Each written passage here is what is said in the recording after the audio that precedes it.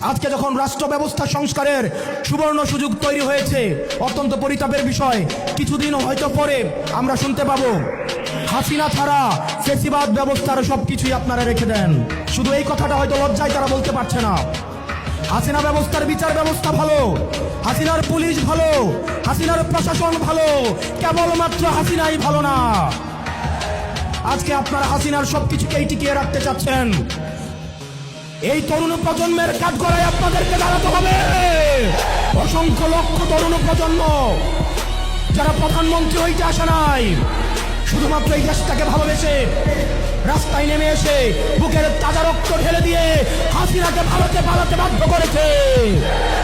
যারা হাসিনার ব্যবস্থা টিকিয়ে রাখতে চাইবে, আমার ভাই আপনার ফাহাদের মতো, আমার ভাই হাদির মতো, আমার ভাই আরিফের মতো আমরা যুগে যুগে রাস্তায় নেমে আসবো ইনশাআল্লাহ।